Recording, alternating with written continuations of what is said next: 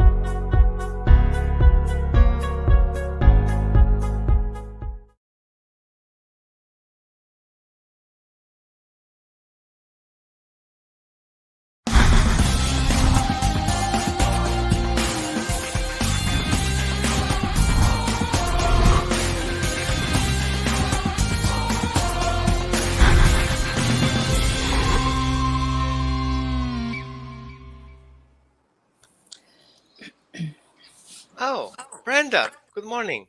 Good morning, Roman. Well, good afternoon here. I'm in northern Michigan. Ah, ooh, cold. We are here in sunny, not so hot Eugene, Oregon. hmm So, our audience, where are you guys from? So, type in the comments where you're from. Tell me about a little bit about your guys' dogs, and super excited to have Brenda Tobin today. Now, her education around our discussion today is kind of like as long as my toilet paper rolls. So we're gonna shrink it back a little bit. You can kind of get an idea if you look backwards in her on her wall. My wall is blank, kind of thing. I just Mm. moved in here. So today we're gonna talk about homeopathy and how we can have healthy pets using alternative treatment methods with homeopathy. And I consider you an expert, and that's why I love having you on my team when we do behavior consultations. You taking the part of the homeopathic part in behavior treatment and behavior modification, including addressing issues like health issues. At least from my perspective, it's important that dogs have a whole spectrum adjusted when we're dealing with aggression or trauma or fear or pain. Um, so tell me a little bit about how you ended up doing what you're doing so awesome. Thank you. Well, thank you so much for having me today, Roman. It's a pleasure and an honor. So, I am a classically trained homeopathic practitioner. I started using homeopathy like 21 years ago. Um, for my own dogs, I used to raise Great Danes. We did a lot of agility, conformation, obedience, and um, and I discovered homeopathy, and I fell in love with it, and I haven't stopped learning about it. I'm the type of person that gets bored pretty easy, and for homeopathy to hold my attention for this long is pretty awesome. It's a modality of natural medicine. Um, it is over 200 years old, and there's no side effects. That's the beauty of homeopathy is when you use it, if it doesn't work, it wasn't the correct remedy. Um, so anyway, so I've been throughout the 21 plus years, I did a lot of like free courses online, and then about I guess 8 years ago, I decided to go to school and formally learn it. I have about 5 years now of formal study. I'll always be a student of homeopathy. You know, There's so yeah. much to learn. So I was wondering, you said homeopathy is about 200 years old. mhm. The term homeopathy is homeo, pathos, or pathy. which is from Mm-hmm. ancient Greek, Mm-hmm. similar, um, how do you call Disease. it? Disease Pathos or is disease. Mm-hmm. pathology. Yeah. Yep. Um, Similar experience. Let's call it this way. Um, I know that Alexander the Great, going to his conquests, exploring, different times of the countries, he had remedies with him. I'm not talking about Asterix and Obelix right now. Okay, we're not there. But the ancient Romans had remedies. Is it something similar? I'm sure. I mean, the theory behind homeopathy goes way back to Hippocrates. So, so the theory behind homeopathy is like cures like. So we choose a remedy which is like that individual's pathology, or I look at all the symptoms. Those are clues that the body's not in balance, right? So we choose a remedy that is like that being's imbalances. So we have over 8,000 remedies to choose from. So it's crazy. So when I do an intake, I could have two dogs that have anxiety, but they could be two different remedies because I look at the whole being. I look at the mental, emotional, and physical imbalances or symptoms of that being. So, um, so in a nutshell, the theory behind it, like cures like. So we choose a remedy that is like the imbalances, because by law, you can't have two of the same diseases or dis-ease in a body at the same time. You can't. So even though homeopathy is natural, it's still an artificial disease entering that body. So what it does is it In a stimulates. microdose. Yes. Yep. Infinitesimal dose. So it stimulates the immune system and brings that body back into balance. It'll push out. It's Yeah, it'll push out whatever's going on and bring it back into balance. And sometimes it takes several remedies. So I'm classically trained, which means that I use one remedy at a time. So sometimes if we have, say, an older animal that has lots of layers, like lots of layers of crud and they're emotional and, Right, you right. know, all that. So I always look at the top layer and then we work our way through.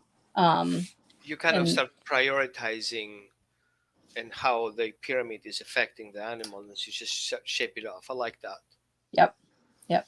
You sound like me in dog training, just from a completely different angle. hmm So, so that in a nutshell is how homeopathy works. And so, like I said in the beginning, if it's not the correct remedy, then it just doesn't work.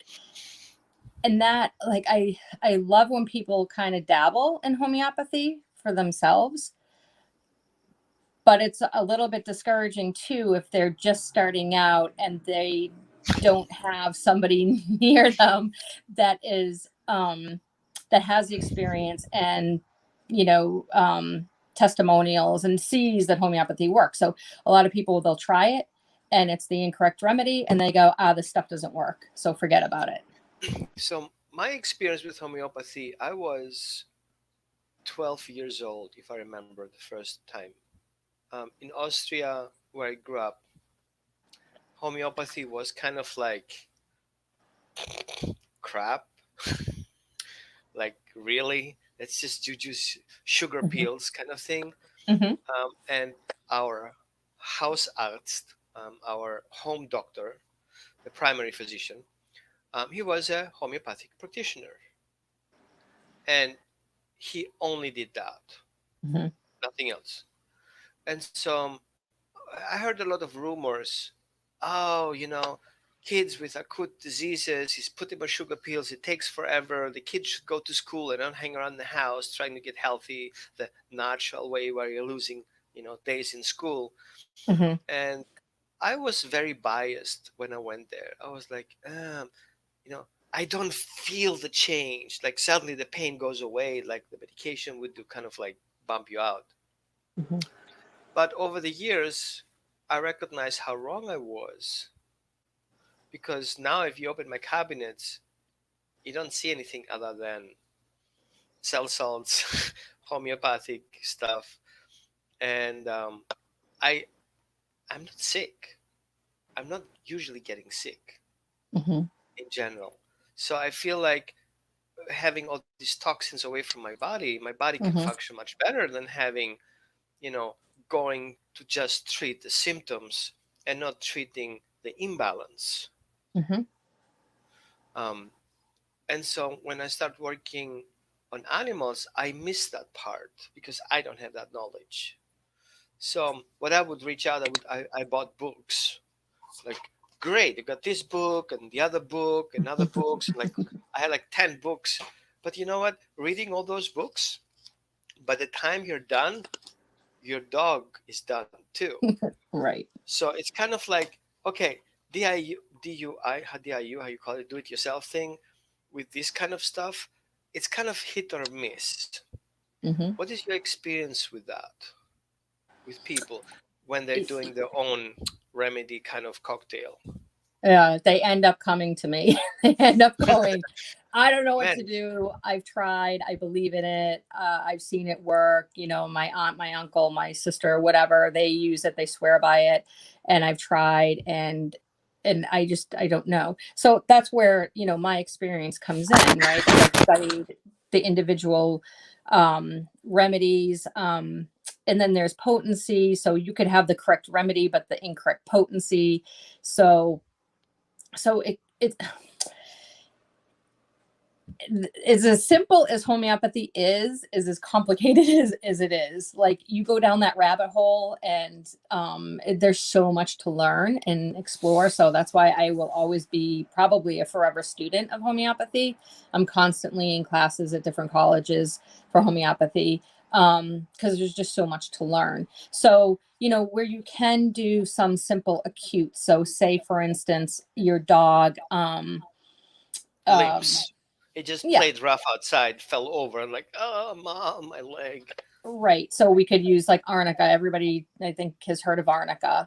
Um, so that, we're going to talk about a first aid presentation later on, I guess. But um, it's nice to have a little first aid kit, right, at home so that you can know, okay, this is for a scratch. This is for, the limp. This is for bruising.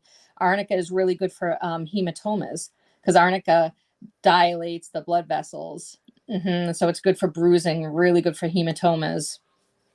Um, but then complicated issues, anxiety, behavioral issues, separation anxiety, things like that.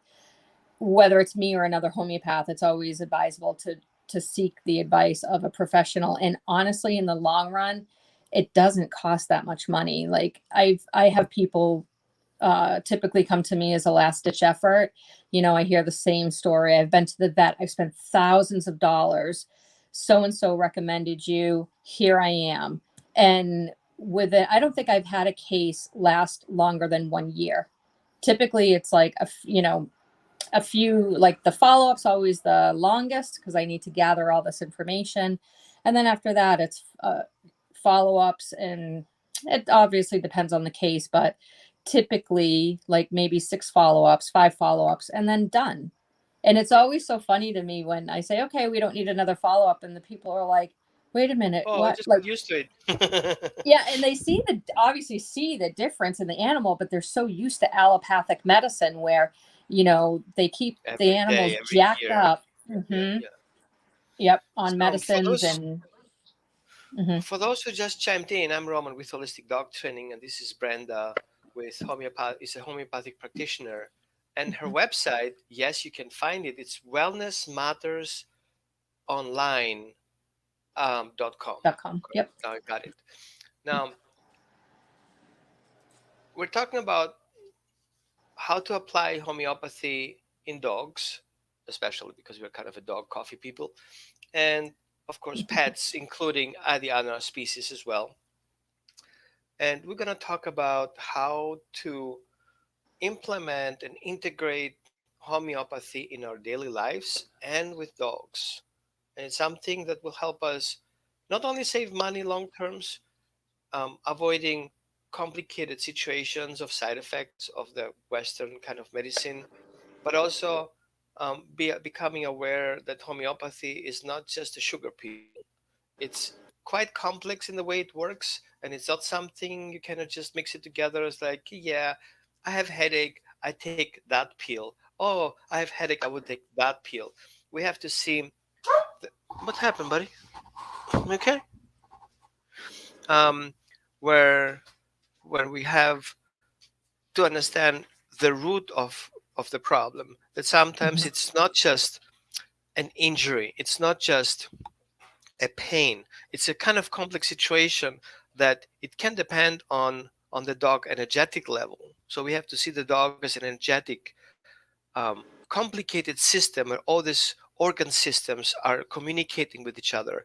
Nutrition is an important aspect. Mhm. Environmental factors are important aspects. So you as a professional, you have to take all these things in consideration. You're just like, oh, what's your pain? It's not the client making the assessment. It's the professional making the assessment, taking considerations all those pieces that Mhm. are available. So it takes a long time to make things right in the assessment, and then the treatment goes relatively quickly considering other Mhm. treatment approaches. And I know you guys who watch here right now, these kind of things, you kind of resource guarding that video today, the show we have, so you're welcome to share it. Nothing's going to happen to you, okay? Nobody's going to take it away. You're welcome to share it. All you have to do is share it with your blog, in your group, or on your live feed or your Facebook feed. And the recording is being available in YouTube and in our Facebook group and on my main page. So the next thing you can do is you can also put your name in the comment, accept StreamYard to use your name, because otherwise I will have a Facebook user as a name. Like, for example, here, our dear friend, Facebook user who invites Penny Hill Miller. Awesome. Inviting people makes you super awesome. And at the end, we're going to have a Q&A. So people can ask a couple of questions. Okay, we're not going to squeeze you a lot. Okay, I know we have a lot of talk. But then we will have a contest. We're going to draw a person who's going to have a free consultation with you. Now, here's the thing, free doesn't mean worthless. I wish I would be the winner and I put my name in it. So we're going to draw a person to have a consultation with you. So, back to our chapter. No, my question here is, who's that? Oh, that's you. Okay, we have the unknown Facebook user. Um, how did you get into that? Into homeopathy. Yeah. What was So the key factor? yeah, it was right at the same time actually that I started to learn about raw feeding. Right at that same time, and I don't know. I think about that. I've been asked that question, and it was just like, I don't know. It just kind of landed, and I was like, "What the heck is this homeopathy?" I was always into, curious about herbs and things like that, but homeopathy for me just took on a different level, and I fell in love with it, and I have not stopped. Um, and that's about it. I just A wanted little to, alchemist. yeah, I wanted to circle back for one quick second about when you described your experience, as a kid, and then now as an adult using homeopathy. Um, I share this with people all the time, and it's the truth. Like, the more you use homeopathy, the less you're going to need it, and the less you're going to need anything.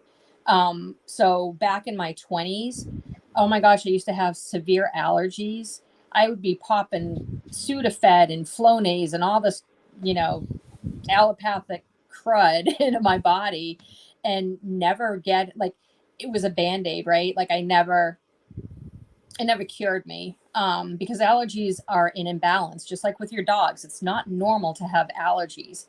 So now I'm 50 and I don't take anything. Once in a while, if the pollen's really high, I'll pop a quercetin. But other than that, like, honestly, I don't even have Tylenol in my house. I have nothing. except for homeopathy. So I've, been using it for 20 plus years, and I don't hardly ever use it. I've got in my inventory probably 700 different remedies that I hardly use for myself. Right. So the more you So, use it, the more in balance your body is going to be, including your animals. Your animals will become more balanced, and you're not going to need many like acute, or see so many acutes. I want to feel a little bit like Brenda right now. I'm Brenda, and I'm coming to my client, and I zoom in, and my client has a problem. Let's say, for example, my dog is scared. He has this neophobia. He's scared of everything: flea farts, leaf blowing, vacuum cleaner, dishwasher, anything. Mm-hmm. Now, what does Brenda do when she comes into my space? Yeah. Virtually or in person? Let's talk virtually for a moment, like Yeah. because of the COVID. Yep. That's primarily, so I've been treating virtually since 2016, way before the pandemic. So, and I treat all over the world. I've got clients. I'm working with somebody right now in Switzerland. I have literally all over the world. So we can do this, I don't need to have my hands on an animal in order to treat them. I'm not a licensed veterinarian, where they have to have their hands on a patient. Homeopathy, we don't. I need to know the mental, emotional, and physical imbalances. So when you make an appointment with me, I first send you a questionnaire, because that kind of helps me prepare myself for our initial consultation, which can take anywhere between 60 and 90 minutes, depending on the case. Right. And so what am I going to ask? All kinds of probably weird questions to somebody that is new to homeopathy. Those questions help me to differentiate between the different remedies. So for what you're describing, this dog is afraid of everything. I'm going to go back in time. I'm going to ask everything, like, when did you first get the dog? If you don't know the history, do you know anything, like even just little something? If not, that's okay, we can still work with it. What are their fears exactly?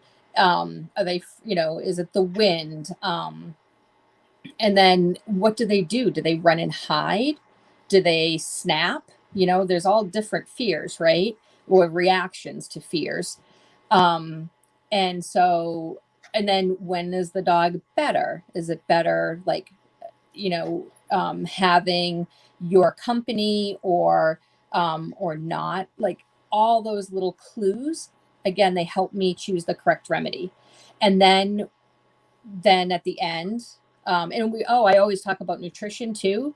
So I'm certified in canine nutrition, and Roman, as you know, like, nutrition is the foundation to any health, right? So we always talk about nutrition, because that can affect your animal too. We go over, like, the ingredients of what you're feeding. If we need to change the food, then, we talk about that. If there's a certain price point, say you can't afford, say, like, something expensive, then I try to find something within your price point that is still going to be healthy for your dog, or healthier than what you're doing. So we go over all of that in the initial consultation. And then at the end, I'll give you a treatment plan. And then I usually like to do a follow-up 2 weeks later, just to see if we have the correct remedy. So how do we know that? Oftentimes the animal will go to sleep, then their body's healing. So you give them the correct remedy, and the people will go, oh my gosh, they slept, like, yeah, exactly. Um, all through the night, or fell asleep early in the afternoon, and should I be concerned? And I'm like, no, that's awesome. Their body is healing. It's coming back into balance. It's great. So we do a quick follow-up 2 weeks later, just to see, like, again, if we're on the right path, and then go from there. It all depends. Sometimes I like to call them a one and done. It's like, the animal is great, everything is fine, all back into balance. Okay, see ya. I'm here. Have a nice life. If you need me, I'm here for you. And other I, times we have to keep working through the layers. It depends on the case. I like your approach. I like That's why I kind of make that zoom in, because you come Hmm. from outside, looks at the environmental factors, see the dog's past, Yep. breed traits and everything, and then you see the dog's environment. What do I see? How do I feel being a dog in here? What am I exposed to? Hmm. Okay, there's stressors, there's food involved, there's exercise involved, there's enrichment involved, and all these things. And you're like, okay, and all of a sudden it comes narrows down, down, down, down, down, and then once you zoom into the symptoms that you see, taking consideration all the other factors, all of a sudden you kind of narrow down in maybe 12 remedies, and then go into more details, I guess. Yeah. So I typically it'll yeah, I'll get like a handful of remedies and then I'll differentiate, and that's when all the kind of crazy questions come in Right, right, that right. to the client it's like, what does this have to do with my dog? But from me, it's, it helps me identify the correct remedy. Each remedy has its own picture, Energy. personality. Well, yeah, Right, it's right. energy. Yep, it's pretty neat. So all the people usually on this show are nuts. We have all energy thing stuff. People are open to that. So feel free, just Good. call it as you feel it called. So let's get another example. Um, let's say I have a guardian breed. We don't go specific. A guardian breed, and I have a siblings. I have him and her, same litter in my house. Now both have allergies. Do both get the same remedies? Not necessarily. Why? They're siblings. They're same breed. Like must be something similar here, no? Yeah, but everybody has a little bit different mental and emotional picture to them. Okay. So, So it goes with the personality of the dog and his mhm, energetic picture that you perceive. Okay, yep. that makes sense. Um, Sorry guys, why do I have to ask all the questions? Grab your keyboard, write it in, ask your questions. What you like to do is to kind of describe a little bit your situation about your dog. I should have here a helping link so you guys can read about stuff, how to put it in. So ask your questions. Here we go. Ask your questions. Add your dog's age, sex, and breed. A short question, and stay tuned to hear the reply um, in about 15 minutes from now. So get guys ready. We're going to go through these questions. So give you time to type it in. Yep. Now, you're also are with Dogs Naturally magazine. Hmm. What are you doing there?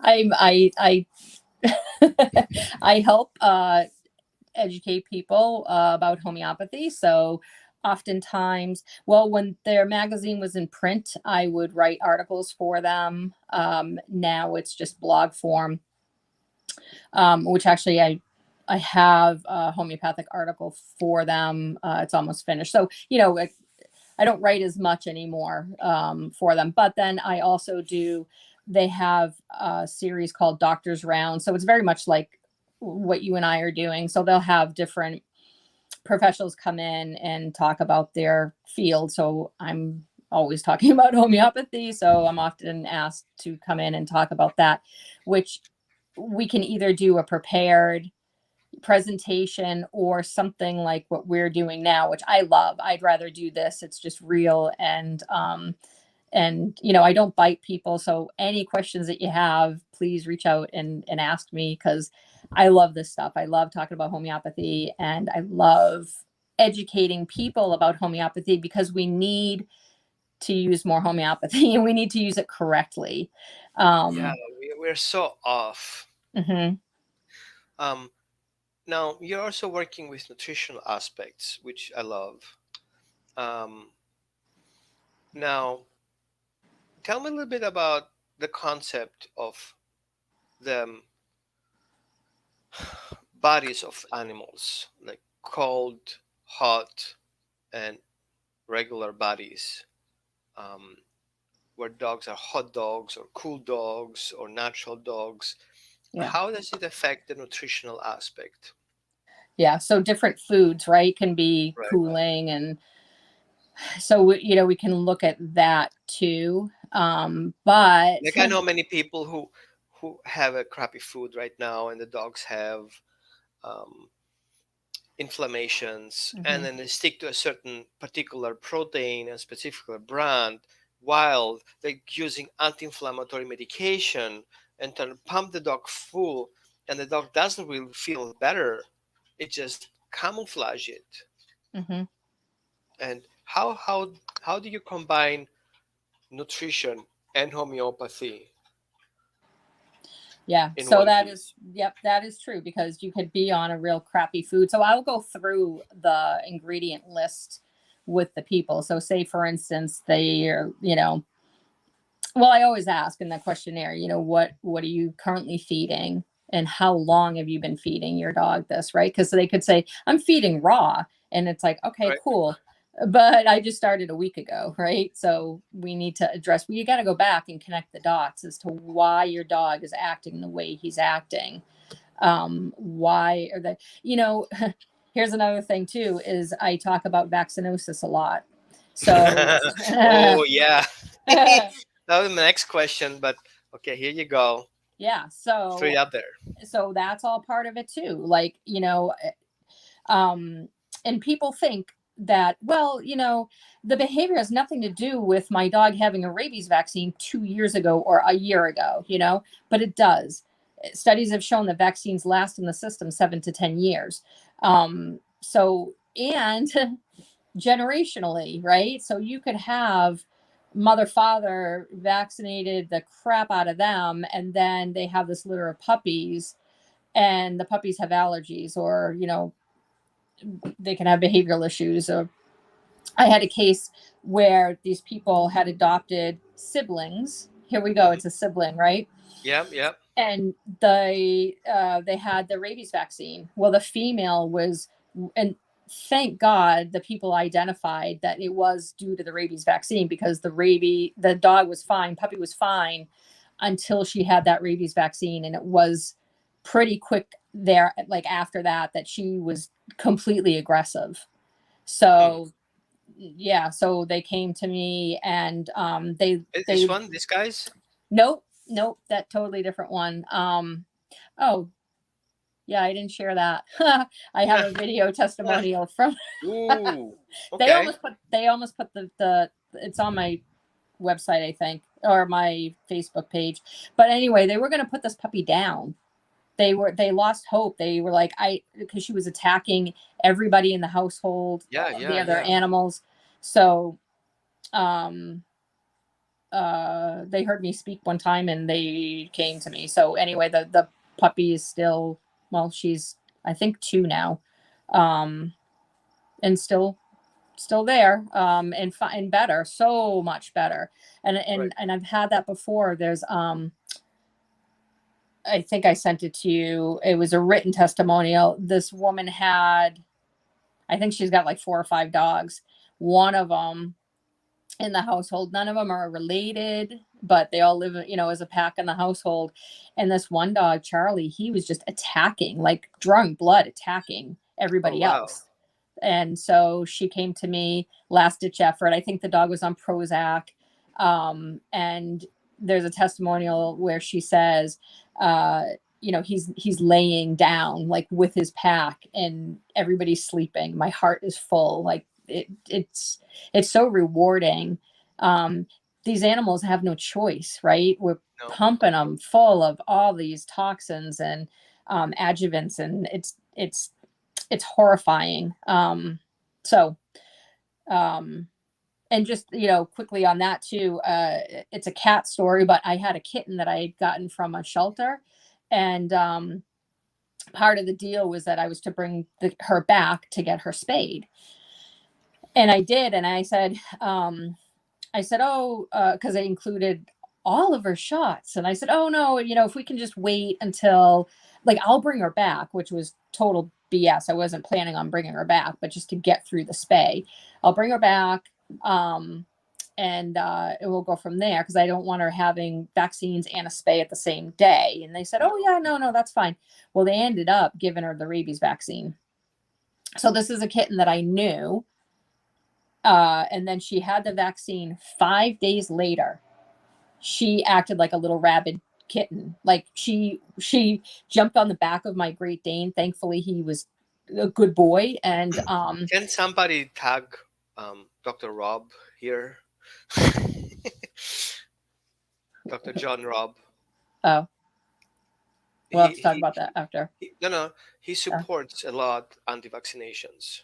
uh, He has this anti-vaccine movement, an that's wonderful. anti-over-vaccination movement. John Rob he was my veterinarian. He actually got me to understand about over vaccinations. I had no clue. I was Yeah, just going to vaccinations and pump everybody, and I was like, and he's like, no, it's crazy. right? So this kitten was like in anything high pitch, right, which is a classic sign of rabies vaccinosis. And she, like, I went to go Dremel my dog's nails. That high pitch set her off.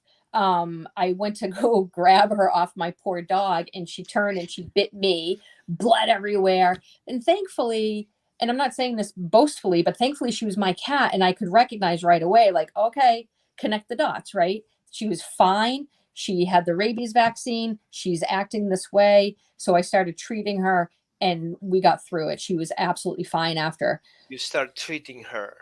with Wait, homeopathy. you can do counter vaccinosis treatment with homeopathy? You can bring them back into balance, absolutely, with Right. homeopathy. But um, I do recommend, like, okay, so a lot of people think, oh, I can do both, right?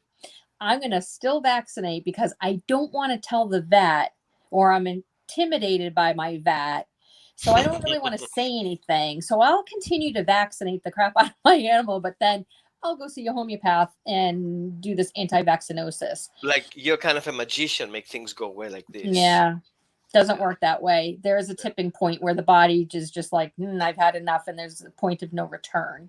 There's a So lot of heavy metals and yeah. it's a lot of crap going on to just to create a carrier for this actually chemical to do the job. I'm gonna Hmm. call it a chemical for ease. Yeah, it's very frustrating. I have a lot of clients that I work with online where seeing the behavior pattern, I always end up to the question, when was your last vet visit? Yeah. And then they still don't connect the dots. And then I'd be nice about it.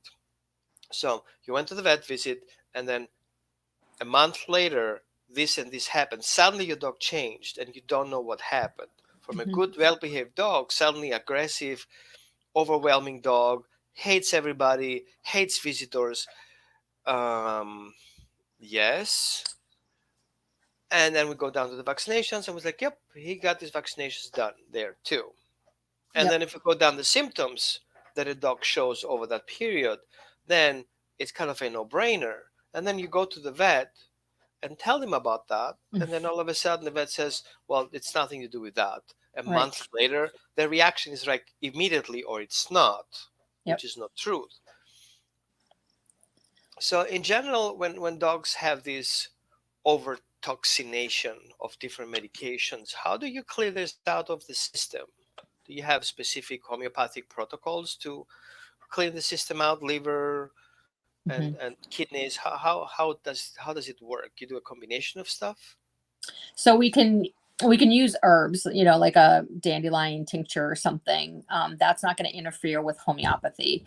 Hmm. So we can use that. But where I'm classically trained, I always look at that individual symptom. So I could have two animals that have been affected by the rabies vaccine, for example, but I could have one that is like wanting to bite and kill, and then I could have another that is like complete anxiety. Oh, I had a really good case where it was a 6 month old Bernese mountain dog who had his very first rabies vaccine. And the people came to me, and he lives in Massachusetts. And so they came to me, and he had autistic like behavior. Yeah. Yep. So, and he also had hydrophobia. So he was, so you can have, well, that's more of fear of water. He was like this obsessive. I mean, she would turn the kitchen faucet on, and he would just bark and bark incessantly at the water. He would have severe anxiety at night. He was crated, and he would just scream. The owners like were exhausted because he would just scream and scream and scream, and he would rip his hair out. He would no longer gain eye contact with his owners. He wouldn't play, and he wouldn't give kisses, nothing. And this was a beautiful, happy, Oh, it's a classic case of like, I'm kind of done with the dog. Honey, call the shelter. yeah, yeah. So they came to me, and this was luckily like a one and done. I gave him it was belladonna. I gave him some belladonna. Well, had them give the belladonna, and within, I think it was the next day or 2 days later, they contacted me, just joyful tears. They're like, "Oh my God, he's playing." It was wonderful. Like they had their puppy back. Um, the younger the animal is, the less layers that we have to work through, right? So puppies are easier because of that. So he was pretty quick. So it seems that trauma, medical trauma, emotional trauma does affect the energetic configuration of homeopathic effectiveness in the dog's body. Is it, or it becomes more complex? um, can you rephrase that? Okay, I'm kind of shooting there out there.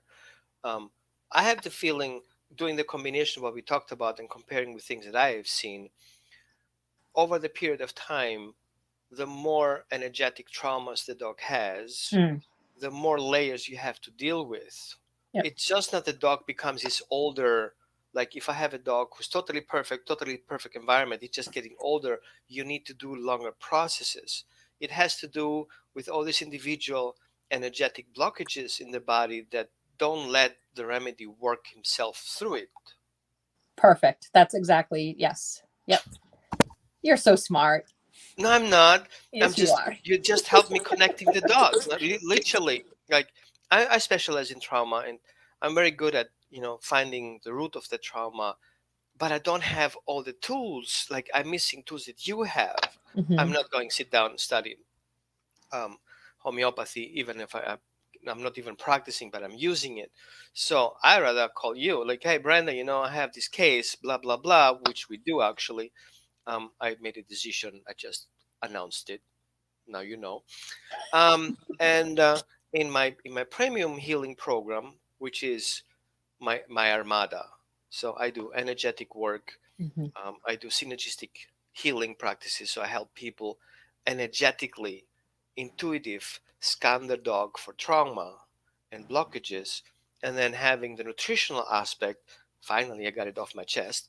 Um, can basically redirect people to you to do the nutritional homeopathic Hmm. part. Hmm. That would be a complete freaking system. I like it. Yeah. Uh, So if you guys who watch here are practitioners like dog training or behaviorists or naturopath or homeopath, team up with a professional or team up with a homeopath or team up with a behaviorist and create this complete system, right? Our, let's call it our mentor, our main mentor, Asclepius, he had a whole system of healing practices. I visited the Asclepius temple. It is not the temple, it was a healing center with a theater and catacombs and all this funny stuff. I was there, and I'm telling you, I get still goosebumps from it. It is so energetically loaded. You can feel energy and vibration. That place is supercharged. If you ever go to Greece, go there and go to the Asclepius temple and kind of set it in. And then I had an epiphany there. Epiphany comes out Greek too. That this Asclepius was able to create this complex system of all these individualities of people, the specialties, to release trauma, ancestor trauma, mm, healing from any. So people who were politicians, They would go there and do their treatment. They stay there for a couple of days, weeks, and then they will be just perfect, done. We need something like that for animals too. Hmm. We just miss that aspect. And what I perceive, and I hope you agree with it, or you disagree with it, but I was just putting out there that I feel dogs as species have this unique ability to self-medicate Hmm. if they could, if we had access to it. Like there is this, I don't remember the name, this practitioner in Germany, if I remember, she does zoopharmacognosy. So she identifies that dogs can pick up their own remedies Mm. that they like. So, for example, I don't know, she just samples it and the dog picks up whatever he wants. So when I suggest stuff for my dogs, for example, I'm going to the shop and I was like, oh, this is a great remedy, right? I do a self test. Is this in its best and highest good for my dog? Yes or no? Going back, if I feel my body goes backwards, it's a no. If I feel my body Hmm. goes forward, that means yes. And then I pick it or not. And then I read the ingredients. Um, do you do intuitive assessments too when you pick something for the animals? I don't. The only time that I will do that, I should say, is if I have two remedies that it's like, oh, they're so close, then I'll do something like that. I'll do like What a do you do? kinesiology. I will do Oh, just that. I will do just that. Like, is this the correct okay. remedy? Body testing. Okay.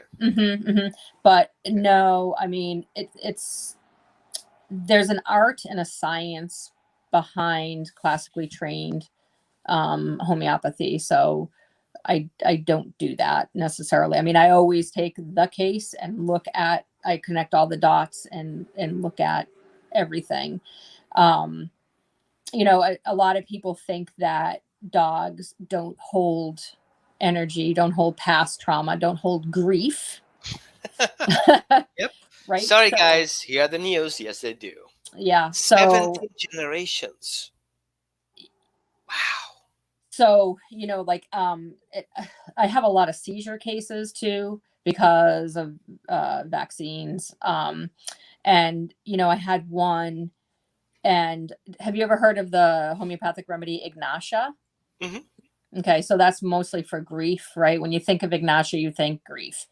So so we call it repertrizing when we take a case. So I take all your dog's symptoms, and I look at everything, and so Ignatia kept popping up, and I was like, oh, this is weird.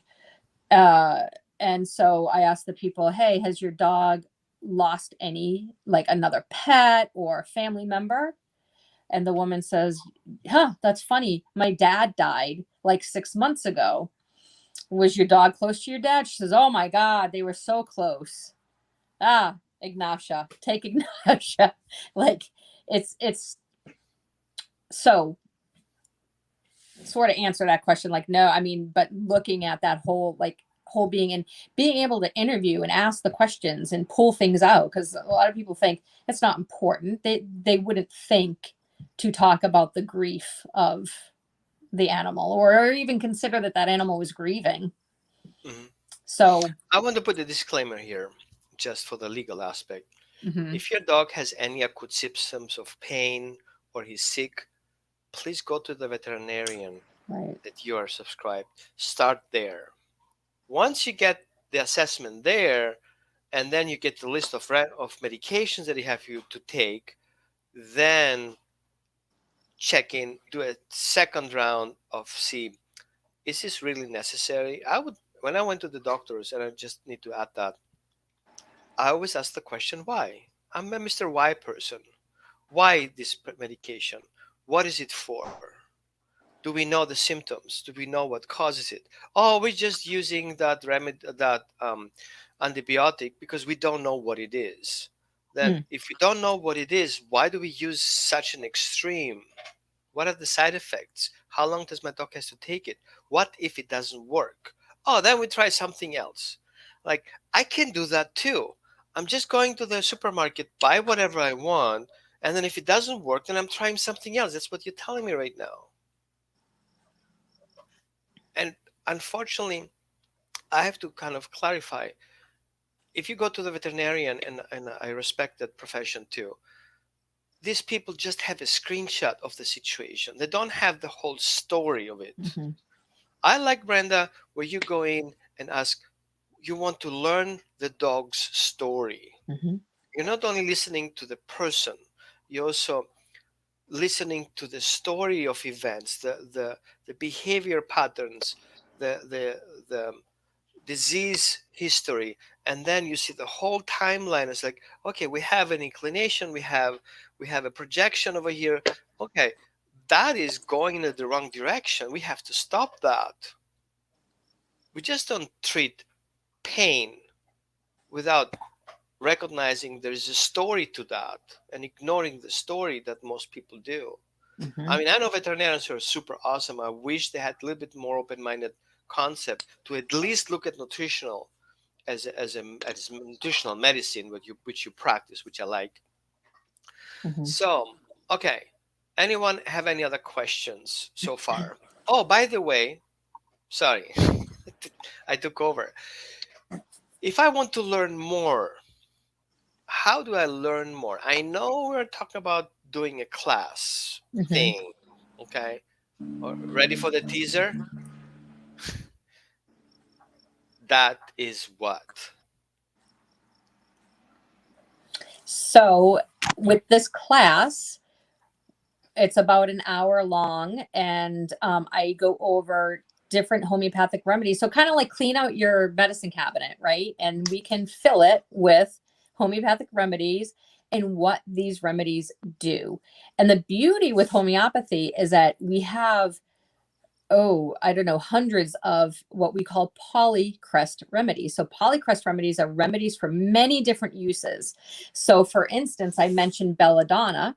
You could have belladonna for specific fears, like a belladonna dog. Oh, they'll run and hide. They don't want anything to do with the fear. And like they'll go run and hide. But belladonna is also really good for fever. So it's a fever that comes on suddenly. Hmm. Your dog might have like one ear red and the other ear not red. Belladonna is a right-sided remedy, so it typically is the right side. Whoa, whoa, I, whoa. What? You have a I right and a know. left? Oh, Yeah, they're okay. very That's specific. interesting. Okay. Yep, very A lefty and specific. a righty. I got that. Hmm. So belladonna is right-sided, and so um, where there's another remedy called lachesis. Lachesis is left-sided. Okay, so we're gonna go. I go through all of that with You know what? you. I thought about of signing up. I'm sure I will sign up. Yeah. Yeah. I'm number one. Like, I just so for you guys who want to attend the class right now, in the comment section, you're gonna find a link. Um, it will look like, I'll find it. Hold on a second. It's gonna look like, where is it? Oh, here you go. That it looks like this. You Mhm. see that little link, that HTTP, whatever, blah blah blah. Click on that and sign up to get notified for the upcoming classes. Okay, and I guarantee you, you're gonna thank us later. Okay, Yeah. so Yeah. I and cover it's just 1 hour. You don't have to take vacations to do the class, right. and you're not becoming a certified herbalist or homeopath, but you're gonna have your personal arsenal of tools available to deal with kind of like the everyday crap. Yep. Okay, Yep. so I Yep. like that. I touch on like cuts and scrapes, Yeah, bug broken bites. nails. Yeah, Yeah. Well, yeah, yeah, yeah. Uh, fever. So just there's a lot. So it's jam packed with a lot of information for you. gotcha. We have already a couple of questions if you're ready for it. I'm ready. So Linda, here we go. She has that story. She has Okay. three. She has three dogs, as one wouldn't be enough. Right. Her oldest is Isla. She's a mutt, approximately 10.5 years old. In the past year, she has developed a habit of licking her front paws. Interesting, insistently at times. I have taken her into the vet a couple of times. They recommended an antifungal, antibacterial wipe to clean her paws after coming out from outside. It didn't do anything. Licking paws seems to be, it could be allergic related. They get kibble. I rotate between canine caviar and raw instinct. Her quality of life isn't bad, but I feel bad when I cannot read that more of that. It must be a Hmm. long message. But this is very common. Yeah. Like literally, I can from 10 people, I can call you 8 people have similar issues. Sure. Yep. So with this kind of a case, I would absolutely look at food, and it is allergies. I mean, the licking of the paws is typically indicative of allergies. So we want to repair the gut, right? Um, and she has spells of licking. So we would go over that too. Like, when is it worse? When is it better? And Mhm. I would put her on a homeopathic remedy that's going to help bring that body back into balance too. Mhm. Because I see she feeds relative healthy. So I like Yeah. Kenan Kavi as a kibble and raw instinctish. Yeah. But there's an aspect of leaky guts into that Hmm. aspect that if she doesn't know about it, whatever she feeds, the dog actually doesn't get the nutrients that he needs. And there's still protein leaking in the body system, Hmm. right? Yes. So, So that's where we would repair the gut, right. and then offer support with homeopathy. There's nothing healthier. The best medicine for a dog is a healthy immune system, I think. Hmm. Okay. So, anybody else have any questions before we let Brenda go? And I really, really don't want to let her go. Mm. So, if you guys have any questions, of course, you can reach out to Brenda. Let me pull up her website again so you guys have it handy. What is it? Oh, here we have another question. Sorry, guys. Priorities. Oh, thank you. She got a thank you here. Oh, you're welcome. So you go to her website, wellnessmattersonline.com, Yep. and I copy paste it here, and I make it a quick screen because I was so excited talking to you that I totally forgot to do this. Here we go. Ta-da! Here you go. So wellnessmattersonline.com. Yes, you can tell her you watched our show and you kind of want to get help, so Brenda Hmm. knows where all these requests coming in from. What's your future look like as homeopath?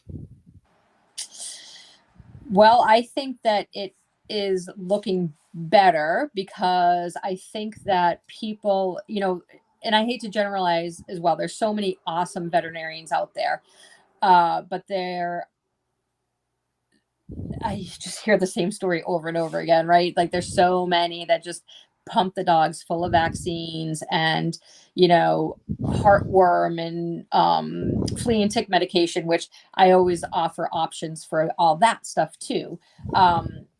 It's just, it bombards the animals. And then I think, especially now with COVID, where the owners aren't allowed to go into the vet's offices, I've been hearing lots of horror stories about veterinarians. Oopsie, I forgot that your dog just had the rabies vaccine 6 months ago and we gave it again. Yeah, So well, yeah, so I think that more and more people, especially nowadays, they're looking for alternative, and then where I can help support via, like, online, it makes it so much easier. And treating online, not only is easier for the pet parent, but also for the dog. And side note, I know that you're a dog behaviorist, but I treat all species of animals.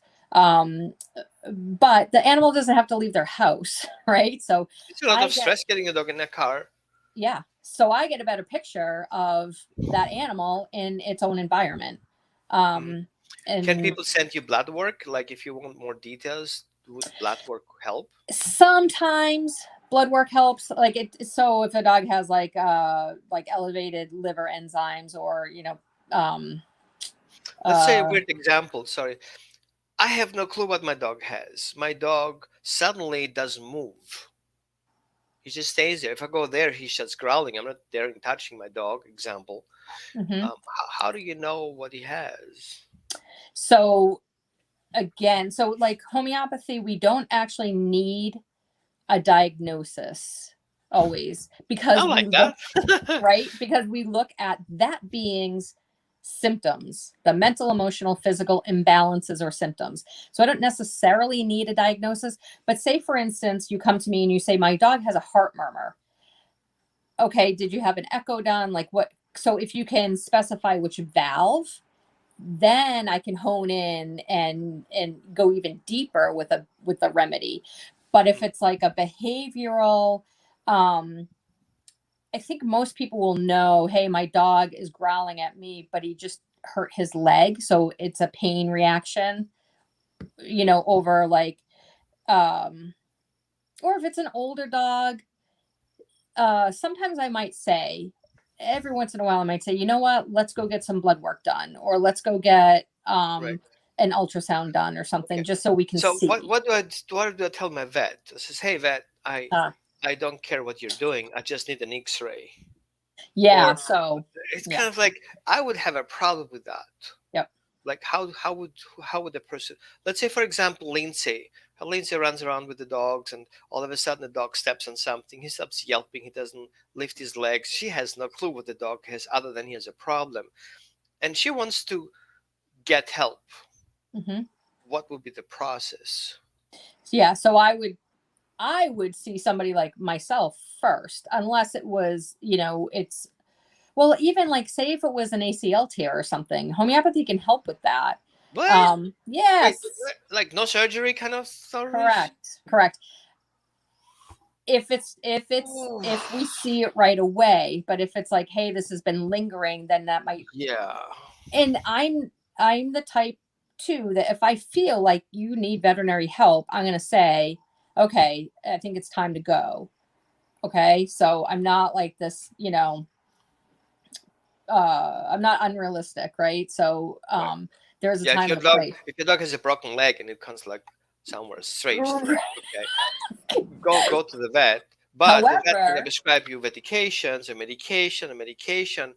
Can you kind of like replace them? so let's go to the broken leg example. Yeah, You'd have to go and get that leg set, but homeopathy can help with healing way faster in pain. that's Okay. what I'm talking about. Yep. Okay, now So I just there's want. a time and Sorry, place. I'm playing the weirdo here, asking weird questions because Yeah. I know it's some of you guys asking those questions, and you don't dare asking them, so I do it for you. Yeah. Um, so now it makes totally clear because I always wonder, okay, we say no to the doctors and then we need them. It's kind of Mm. like what? But we need specialties. Okay. Yes, you can eventually recommend somebody to do acupuncture, right? Right. Although, let me tell you that acupuncture will antidote homeopathy. So you don't want to do both modalities at the same time. Oh, okay. Hmm. Good to know that because I Yep. would kind of call my home like, hey, dude, my dog has things, so I'm gonna call Brenda and then I make an appointment with my acupuncturist and then with my adjuster Yeah. and then dog Yeah. fixed. But you say, wait, that doesn't work a little bit because as soon as you do the remedy based on those conditions and the acupuncturist does his other stuff, actually you're kind of like mixing two cooks in the same kitchen. Hmm. And then who you don't know who does first what. So, I think yeah. that's right.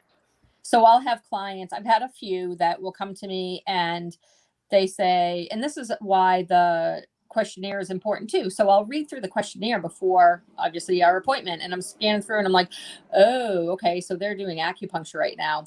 So we'll start the consult and, hey, how long? What is the treatment plan like?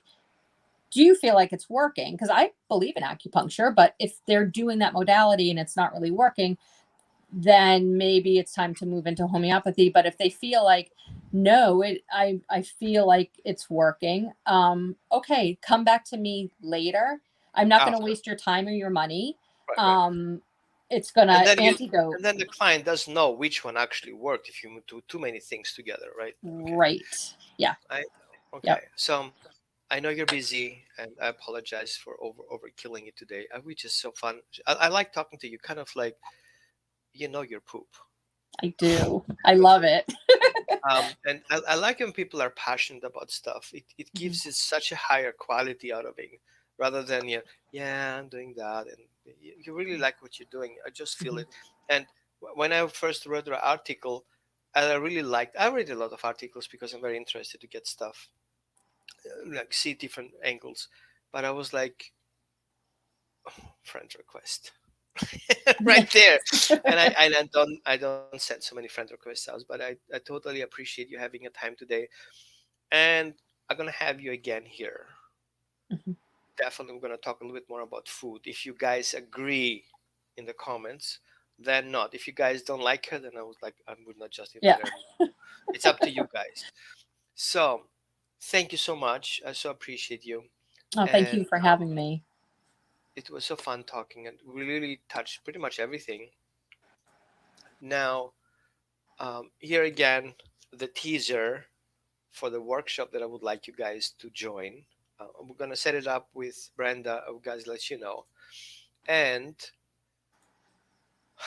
we right, Lindsay. Oh, I thank cannot say you. that. I'm married, but you can say that. Um, Thank and you. so I have to go too because my wife has this awesome energetic energy workshop that I actually missed by 7 minutes, and she's gonna be very Ooh. upset about it. But I totally lost time and track.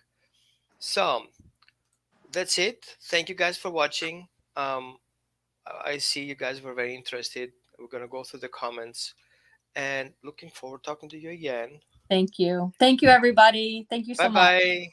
Bye bye.